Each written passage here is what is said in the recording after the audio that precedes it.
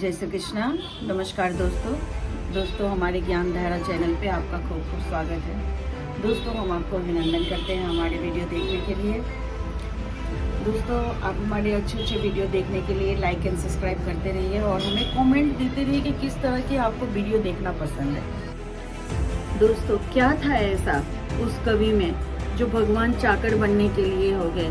ऐसी क्या बात थी, कैसी ऐसी क्या खूबी थी उस कवि में जो भगवान खुद से चाकरी करने लगे और उनकी हर बात को मानते थे, उनके यहाँ रहने के लिए तत्पर हो गए।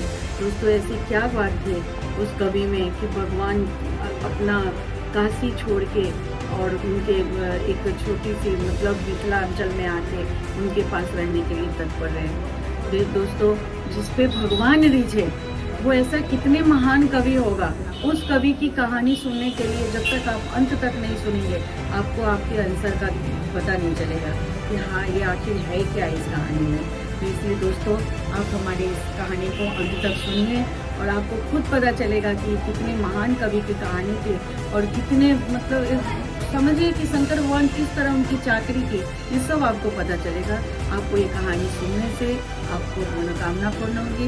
इसलिए दोस्तों ऐसी ऐसी कहानी आप पूरा की पूरा सुनिए। आपके अंत में जाके आपको खुद ब खुद आपको आंसर मिलेगा कि आखिर भगवान भी कितने भक्ति में रिझे, क्यों रिझे, वो सब आपको ऑटोमेटिक पता चलेगा कि क्यों ये सब चीज़ हुआ और भगवान वहाँ से आके क्यों चाकरी की है उनके एक कवि के यहाँ आकर के। दोस्तों आप ये पूरी कहानी सुनिए और इसे लाइक कीजिए, देते रहिए कि किस तरह की आपको वीडियो देखना पसंद है। दोस्तों मैं आज आपको एक अपने महान कवि के विषय में बताने जा रही हूँ जो ऐसे कवि थे जो भगवान तक को रिझ लिए थे, भगवान को भी अपने वश में कर लिए थे। उन कवि की मैं आज आपको उनके विषय में बताने जा रही हूँ। और दोस्तों आपको पता होगा कि ये जगह कौन सी है। ये बिहार के मधुबनी जिला में उनका जन्म हुआ था, एक विस्पी गांव में। और दोस्तों मैं आपको ये कहना चाह रही हूँ कि भगवान की शक्ति जो है लेकिन भक्त की शक्ति इतनी प्रबल होती है ना कि भगवान को जैसी चाहो वैसी ढाल लो। तो ये कहानी में आपको दिखेगा कि उन्होंने भगवान शंकर भोलेनाथ की भक्ति में कितना लीन थे और भगवान से क्या क्या काम करवाते थे, वो विषय मैं आपको बता रही हूँ। दोस्तों विद्यापति जो ब्राह्मण के कुल में पैदा हुए थे, वो ब्राह्मण थे, पूजा पाठ भी करते थे, साथ में राज दरबार में राजा को गीत सुनाया करते थे। और वो महान कवि एक नहीं कितने सारे गीत लिख डाले थे जो भगवती के भी जैसे सुबह प्रातः बोलते हैं हमारे बिहार में मिथिलांचल में प्रातः कहते हैं उसमें, तो प्रातः लिखे थे, बटगवनी लिखे थे, नचारी लिखे थे और कृष्ण भगवान के गीत लिखे थे, राम जी के गीत लिखे थे जिसमें कि जनकपुर में आते हैं राम जी और सीता मैया से जब मुलाकात होती है तो उस समय का एक गीत जो मैं आपको बताने जा रही हूँ, एक ही लाइन बताऊंगी, बहुत अच्छा वो गीत है जो इस तरह से वो लिखे हैं गीत उनका कि तिलक रमौने धनुष कांध पर दुईटा बालक ठार छथि, घूम रहल छथि जनक बाग में, फूल तुरेला ठार छथि।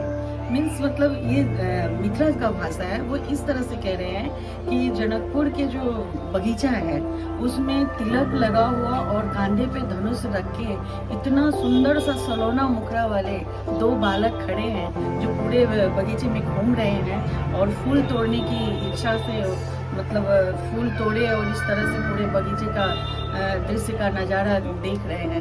तो इस तरह से पूरे गीत में आप गीत सुनोगे ना तो आपको लगेगा कि पूरे राम जी की वर्णन है और बहुत अच्छे से किए हैं उन्होंने। ऐसे तो अनेकों गीत किए हैं पर उसमें से एक गीत मैं आपको शंकर भगवान के बताती हूँ जो भोलेनाथ वो किस तरह से रिझे थे। एक बार ऐसा हुआ कि उनके गीत सुनने के लिए शिव शंभु कैलाश से उतर के मिथिलांचल नगरी में आए और उन्होंने विद्यापति से बोले कि हम भी आपका गीत सुनेंगे और वो गीत सुनते थे। तो एक दिन ऐसा हुआ कि विद्यापति उनको बोले कि आप क्या करोगे हमारे यहाँ रह के, आप मतलब आपका तो काम नहीं है, हम तो खुद राजा के जाते हैं और वहाँ से आते हैं, हमें आपका कोई ज़रूरत नहीं है। क्योंकि वो अनजान भेष बना के आए थे विद्यापति के पास में। तो भोलेनाथ को उन्होंने कहा कि हम आपको जानते नहीं हैं, इसलिए हम आपको रख के भी क्या कर सकते हैं। पर उन्होंने हट किया कि नहीं, हम आपके पास रहेंगे, आपका फूल तोड़ के ला देंगे, आपके लिए आंगन में को झाड़ू बाड़ू करेंगे, आपका गाय चरा के लाएंगे और लकड़ियाँ काट के लाएंगे। आपका सबसे ज़्यादा तो क्या है कि बिहार में मिथिलांचल जो होते हैं ना, वो भांग पीस पीस के बहुत खाते हैं ब्राह्मण लोग। तो उस जमाने की बात थी, अब तो ऐसा नहीं होता है, पर उस जमाने में ज़्यादा ये सब चीज़ होती थी। तो उन्होंने बोला कि आपकी भांग भी घोट देंगे, क्योंकि भोलेनाथ को भी भांग बहुत पसंद था। तो उन्होंने बोले जो भांग आपके लिए घोटेंगे हम नित प्रति। तो उन्होंने बोले ठीक है, रह जाओ, कोई बात नहीं, क्योंकि वो तो जानते नहीं थे। और मुझे आप रोज रोज गाना सुनाना, एक गीत रोज सुनाना। विद्यापति बोले ठीक है, अगर यही बात है तो कोई बात नहीं। उन्होंने भोलेनाथ को तो रख लिए, अब रोज रोज रोज रोज रहते थे भोलेनाथ। एक दिन उनको वन में गए तो उनको प्यास लगी, तो वो गीत के द्वारा भोलेनाथ से अर्जी किए कि हे भोलेनाथ, मुझे जल पिलाओ, मुझे प्यास लगी है। और अड़ोस पड़ोस अगल बगल कहीं पानी की एक बूंद नहीं थी। फिर उन्होंने भोलेनाथ ने शंकर भगवान अपने जटा से गंगा की धारा बहा के उनको पानी पिलाया। तो वो समझ गए कि ये तो शिव शंभू है, पैर पकड़ लिए उनका और कहने लगे कि भगवान मुझे क्षमा कर दो, आप इतने दिन से मेरे घर में चाकर बन के रहते थे, ऐसा मत करो। तो बोले नहीं, अब मेरा जाने का वक्त हुआ, अब मैं जा रहा हूँ। बोले नहीं, अब जब मैं आपको दर्शन किया हूँ तो अब नहीं जाने दूंगा आपको। और जबरदस्ती उनको पकड़ लिए, बोले मैं अब नहीं जाने दूंगा। फिर विद्यापति के आग्रह से कहे कि नहीं, जाना तो पड़ेगा, क्योंकि हम एक जगह स्थिर नहीं रह सकते हैं। हाँ, ये अलग बात है कि आप मैं यहाँ आया, मैं आपके भक्ति में प्रसन्न था, लेकिन अब जब आप जान गए हो कि मैं देव हूँ तो मैं आपके यहाँ नहीं रह सकता हूँ। और बहुत आग्रह जब किए, उनका रूप भगवान मैं देवता हूँ वो पहचान गए, तो उन्होंने वहाँ से जाने का बोले कि अब मैं विद्यापति जा रहा हूँ अपने देवलोक। तो उन्होंने कहा प्रभु मुझ पर कृपा करो और आप कैसे भी करके यही रहो। फिर विद्यापति ने उन्हें कहा कि तुम्हारे आग्रह पे मैं रुकूंगा, पर उस दिन चला जाऊंगा जिस दिन तुम ये बात किसी और को बता दिया।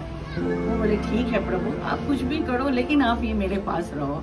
उन्होंने उनको रखे और नित्य प्रति उनके लिए गीत गाता, खुशी खुशी और सब कुछ करता। और भोलेनाथ भी वही क्रम करते थे, रोज उनका चाकरी करना, उनके आंगन को सफाई करना, झाड़ू लाना, लकड़ियाँ काटना, ये सब उनका चलता रहा, भांग पीसना।